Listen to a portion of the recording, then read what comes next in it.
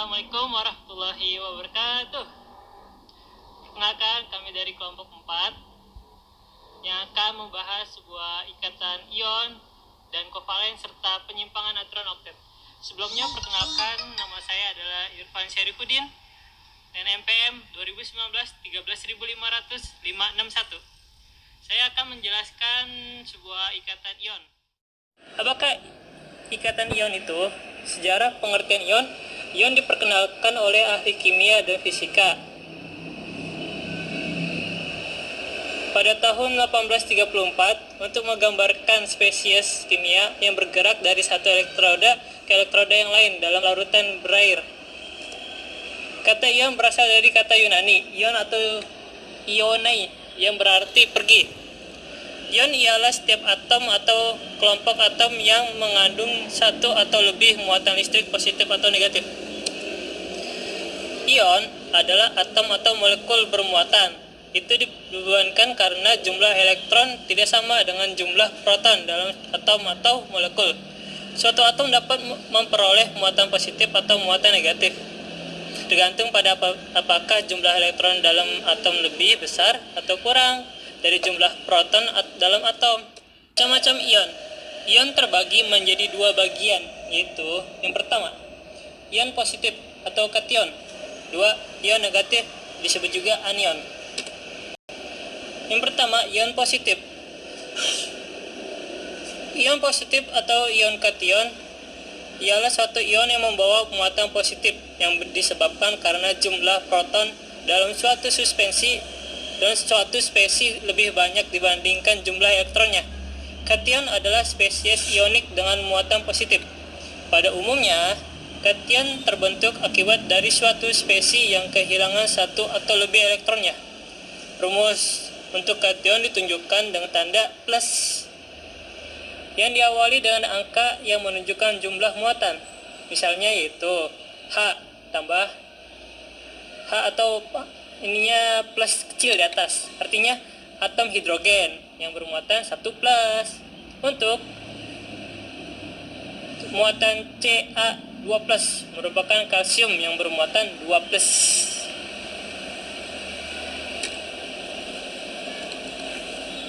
Contoh ion positif atau kation ialah 1 aluminium Al3 plus, 2 barium Ba2 plus, 3 kalsium Ca2 plus. Ion negatif, anion. Anion ialah suatu ion yang membawa muatan negatif yang disebabkan karena jumlah elektron pada suatu spesies lebih besar daripada jumlah elektronnya. Anion bisa terbentuk karena suatu spesies menarik atau menangkap elektron dari spesies lain yang kehilangan elektron. Dalam arti kimia, anion biasanya dituliskan dengan tanda minus yang diawali dengan angka yang menunjukkan besar muatannya. Contoh ion negatif atau anion ialah bromida Br minus, terus klorida Cl minus, dan juga iodida dilambangkan dengan I minus. Ikatan ion. Ikatan ion adalah ikatan yang terjadi akibat perpindahan elektron dari satu atom ke atom lain. Menurut James Bradley pada tahun 1990, ikatan ion terbentuk antara atom yang melepaskan elektron logam dengan atom yang menangkap elektron bukan logam. Atom logam setelah melepaskan elektron berubah menjadi ion positif, sedangkan atom yang bukan logam setelah menerima elektron berubah menjadi ion negatif. Antara ion-ion yang berlawanan, muatan ini terjadi tarik-menarik gaya elektrostatik yang disebut ikatan ion, ikatan elektrovalen. Senyawa yang memiliki ikatan ion disebut senyawa ionik.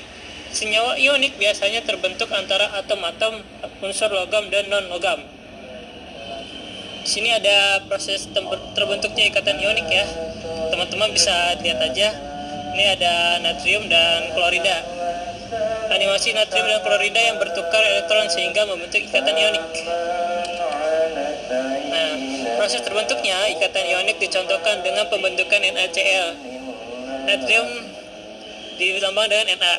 Dan konfigurasi elektron 2 8 dan 1 akan lebih stabil jika melepaskan satu elektron, sehingga konfigurasi elektron berubah menjadi 2,8. Sedangkan klorin atau dilambangkan dengan Cl yang mempunyai konfigurasi 2, 8, dan 7 akan lebih stabil jika mendapatkan satu elektron, sehingga konfigurasi menjadi 288. Jadi agar keduanya menjadi lebih stabil, maka natrium menyumbang satu elektron dan klorin akan kedapatan satu elektron dari natrium. Ketika natrium kehilangan satu elektron, maka natrium menjadi lebih kecil, sedangkan klorin akan menjadi lebih besar karena ketambahan satu elektron. Oleh karena itu, ukuran ion positif selalu lebih kecil daripada ukuran sebelumnya. Namun, ion negatif akan cenderung lebih besar daripada ukuran sebelumnya. Ketika pertukaran elektron terjadi, maka Na atau natrium akan menjadi bermuatan positif yang dilambangkan Na+, dan klorium dan klorida atau dilambangkan dengan Cl akan menjadi bermuatan negatif dilambangkan Cl-. Kemudian terjadi gaya elektrostatik antara Na+ dan Cl sehingga membentuk ikatan ionik. Berikut contoh soal dari ikatan ion. Yang pertama, tuliskan proses pembentukan ikatan ion pada unsur berikut. Di sini ada unsur kalsium dan sulfur, di mana unsur kalsium ini mengandung nilai 20 elektron, dan sulfur ini mengandung 16 elektron. Prosesnya untuk diketahui itu, pertama-tama kita cari melepas kulit dari kalsiumnya dari 20 akan menghasilkan 2882. Dan sulfur ini jika dikulitkan dari nilai 16 elektron ini akan menghasilkan 286. Proses pembentukan ikatan ion antara Ca atau kalsium dan sulfur atau S. Nah, Ca ini akan menghasilkan 2+. Kenapa 2+? Karena dia akan melepaskan 2E. Kenapa melepaskan 2E? Karena untuk menghasilkan ikatan yang stabil, dia akan melepaskan 2. Nah, untuk sulfur, sulfur itu kan 286. 6-nya itu tidak kurang dari untuk menjadi 8. Nah, karena kurang, dia jadi minus 2 elektron. Jadi lambangnya S2-. Nah, jadi rumus perhitungannya adalah Ca ini ditambah dengan S, di mana Ca kan sudah terhitung ya. Ca melepas 2 elektron, dilambangkan dengan Ca2+. Terus ditambah S ini kekurangan 2 elektron. Jadi Ca2+ ditambah S2- akan menghasilkan Cas, karena Ca melepas 2 elektron dan sulfur ini membutuhkan 2 elektron. Jadi sulfur ini menerima elektron dari Ca. Nah, itulah terbentuknya senyawa Cas. Bismillahirrahmanirrahim. Assalamualaikum warahmatullahi wabarakatuh. Saya Hisham Marzuk Satria Gurit dari kelompok 4 dengan NPM 2019-13568 akan menjelaskan tentang ikatan kovalen. Dalam ikatan kovalen mencakup beberapa proses, yaitu proses pembentukan ikatan kovalen, pengertian kovalen menurut para ahli, dan rumus kimia senyawa kovalen, jenis ikatan kovalen, serta sifat senyawa kovalen. Yang pertama itu adalah proses pembentukan ikatan kovalen.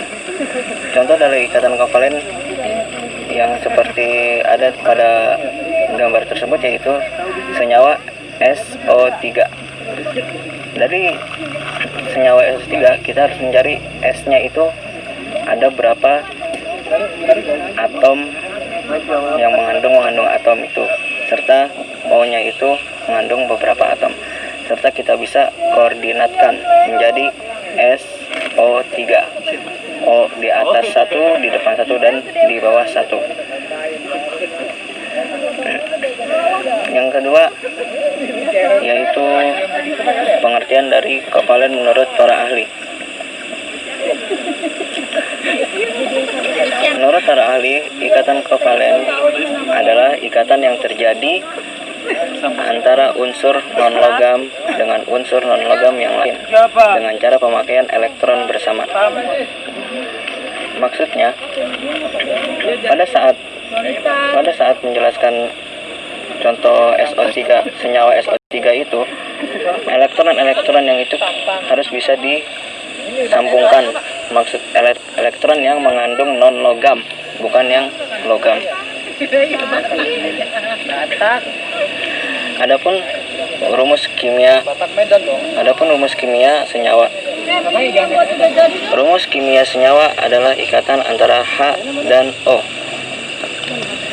Dalam H2O, konfigurasi elektron H dan O adalah H. Memerlukan 2 elektron dan O memerlukan 2 elektron agar atom O dan H mengikuti kaidah oktet. Jumlah atom H yang diberikan harus menjadi 2, sedangkan atom O 1, sehingga rumus molekul senyawa adalah H2O. Pasangan elektron yang bisa diberikan.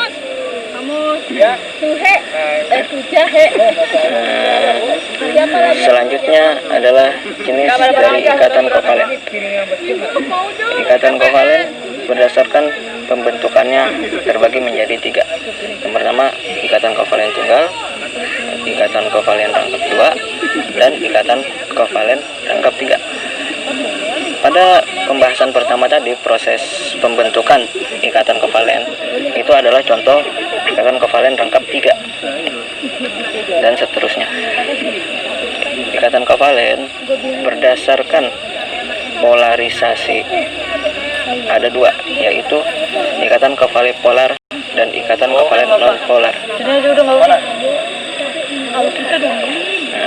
Adapun sifat-sifat dari ikatan kovalen itu adalah titik didih, volatilitasi, kemampuan untuk menguap, kelarutan, dan daya hantar listrik. Selanjutnya adalah contoh soal dari ikatan kovalen. Nah, ini adalah contoh-contoh soal dari ikatan kovalen. Zat-zat berikut yang merupakan senyawa dengan ikatan kovalen kecuali apakah N2 atau CCl2 dan NaCl atau FCl atau F2. Nah, ini saya akan menjelaskan jawaban. Jawaban dari soal di atas itu adalah, dari pengertiannya, ikatan kovalen ialah penyusunan sesama atom atau unsur non-logam dengan cara pemakaian bersama. Tidak ada atom yang mengandung unsur logam. Jadi, jika ada salah satu atom yang mengandung unsur logam, maka tidak akan bisa terbentuk menjadi ikatan kovalen. Karena ikatan kovalen hanya menerima non-logam dengan non-logam yang lainnya. Dan itu disatukan agar bisa dan digunakan secara bersamaan, agar bisa digunakan secara bersamaan. Nah, yang termasuk ikatan kovalen ialah N2, CCl2, HCI, dan F2. Tidak ada, karena dia tidak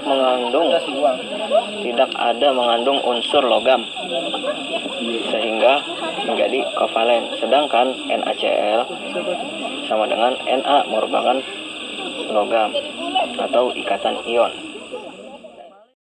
Assalamualaikum warahmatullahi wabarakatuh. Perkenalkan, saya Arya Wijaya Saputra dengan NPM 2019 13 500 518 dari kelompok 4 akan membahas tentang penyimpangan aturan oktet.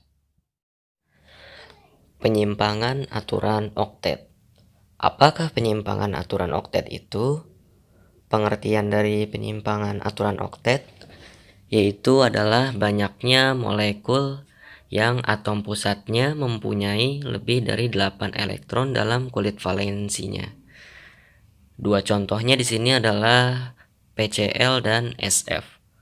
Untuk membentuk ikatan kovalen di antara atom pusat dan setiap atom yang mengelilinginya, lebih dari 4 pasang elektron diperlukan. Dalam PCl ini terdapat 5 ikatan kovalen, sehingga atom P ini memiliki 10 elektron. Sementara itu, dalam SF terdapat 6 ikatan kovalen, sehingga atom S itu memiliki 12 elektron. Atom pusat tiap molekul ini menggunakan semua elektron valensinya untuk membentuk ikatan.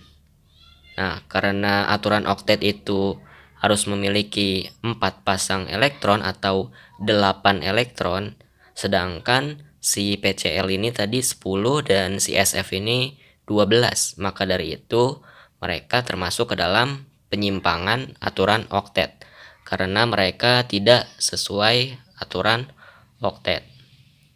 Nah, di sini penyimpangan aturan oktet itu dalam molekul ini baik force ataupun belerang mempunyai kelebihan elektron yang dibutuhkan untuk membentuk konfigurasi gas mulia. Hal itu dapat terjadi karena kulit valensinya dapat mengakomodasikan lebih dari 8 elektron. Force dan belerang ini berada pada periode 3 dan kulit ketiganya itu dapat mengandung 18 elektron karena subkulit 3D energinya relatif rendah. Unsur dalam periode kedua atau Li dan Ne tidak pernah membentuk senyawa lebih dari 8 elektron dalam kulit valensinya karena kulit kedua maksimal dapat dihuni 8 elektron atau yang disebut dengan oktet tadi. Nah, di sini pengecualian dan kegagalan aturan oktet. Nah, walaupun aturan oktet ini banyak membantu dan meramalkan rumus kimia senyawa biner sederhana, akan tetapi aturan itu ternyata banyak dilanggar dan gagal dalam meramalkan rumus kimia senyawa dari unsur-unsur transisi dan post transisi. Di sini pengecualian aturan oktet itu yang pertama karena senyawa yang tidak mencapai aturan oktet atau senyawanya itu kurang dari 8 elektron. Di sini senyawa yang atom pusatnya mempunyai 4 elektron valensi kurang dari 4 termasuk dalam kelompok ini. Nah, di sini jadi yang elektron valensinya itu kurang dari 4 termasuk ke dalam kelompok yang tidak mencapai aturan oktet. Hal ini menyebabkan setelah semua elektron valensinya dipasangkan tetap belum mencapai oktet. Nah, di sini ada contohnya di gambar, yaitu ada BeF2 dan BeCl2. Dapat dilihat pada gambar si Be-nya ini titik di sekitarnya hanya ada 4, berarti dia hanya mempunyai 4 elektron. Sedangkan jika ingin memenuhi aturan oktet, dia harus punya 8 elektron.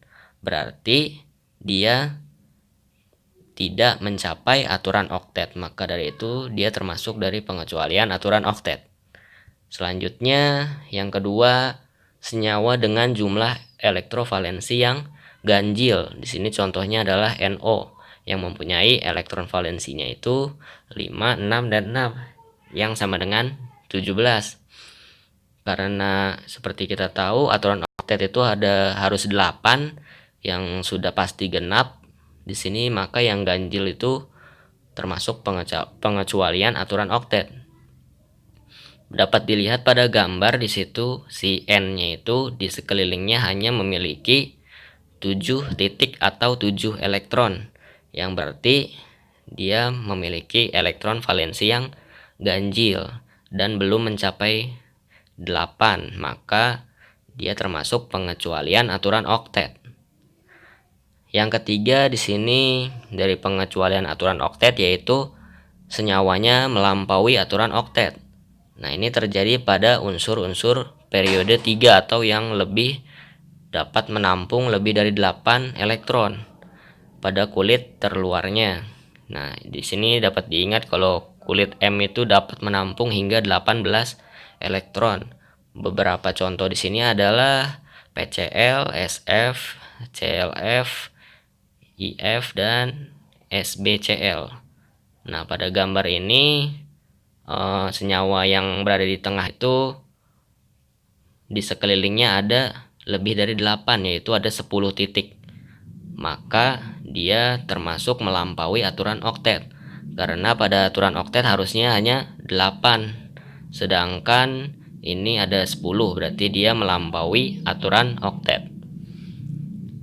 Di sini yang kedua ada kegagalan aturan oktet. Aturan oktet gagal meramalkan rumus kimia senyawa dari unsur transisi maupun post transisi. Unsur post transisi adalah unsur logam setelah unsur transisi. Misalnya Ga, Sn, dan Bi. Sn mempunyai 4 elektron valensi, tetapi senyawanya lebih banyak dengan tingkat oksidasi +2. Begitu juga Bi yang mempunyai 5 elektron valensi, tetapi senyawanya lebih banyak dengan tingkat oksidasi +1 dan +3. Pada umumnya unsur transisi maupun unsur post transisi tidak memenuhi aturan oktet. Nah, di sini penyimpangan yang terjadi dari aturan oktet itu dapat berupa tidak mencapai aturan oktet atau melampaui oktet itu sendiri, atau disebut juga oktet berkembang. Oke, selanjutnya yaitu untuk soalnya. Di sini soal dari ikatan oktet ini atau tadi pasangan senyawa dari unsur-unsur berikut. Di sini ada 6K, 6R, 15M, 17Ki, dan 9R.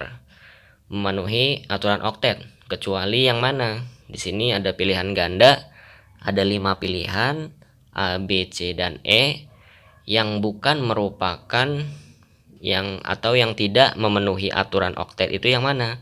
Apakah yang Kl2 dan Kq4, atau yang B yang Kq4 dan Ki2L, atau yang C Mq5 dan Kl, atau yang D Mq3 dan Kr4, atau yang terakhir yang Kq4 dan Kl2. Nah, di sini kita jawab.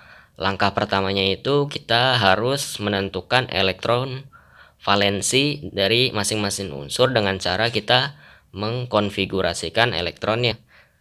Kita tahu di atas tadi K ini mengandung 6, dikonfigurasikan menjadi 2 dan 4.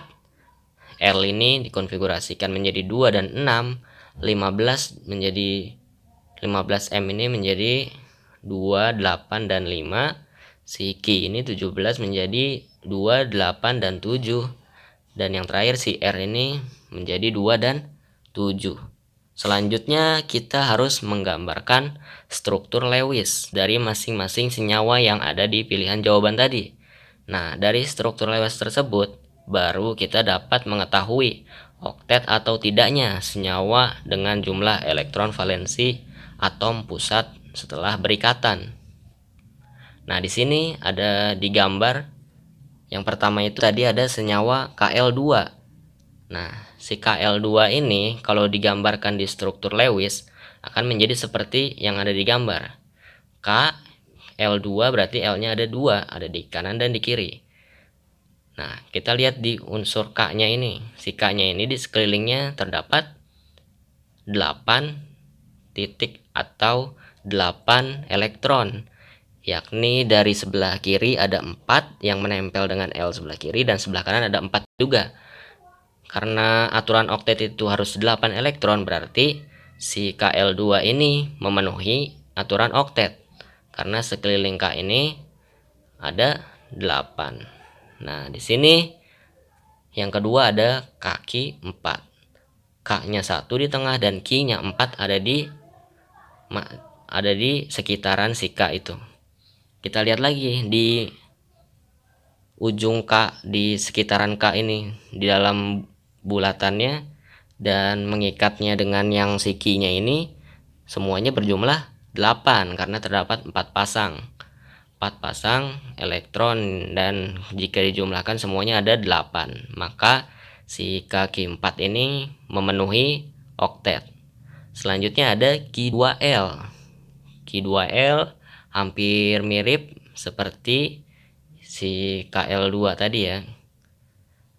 Bedanya si Q2L ini, si L-nya itu dia pasangan elektronnya itu yang mengikat dengan Q hanya 2, tapi keseluruhannya dia memiliki 8 titik atau 8 elektron, maka dia memenuhi oktet. Selanjutnya ada MQ5. Di gambar kita lihat M-nya itu di sekitaran M ada 5 Q. Nah, kalau kita hitung ada 5 pasang dan titiknya jika dijumlahkan ada 10. Karena ada 10 berarti dia melebihi aturan oktet. Karena seharusnya 8, dia jadinya 10.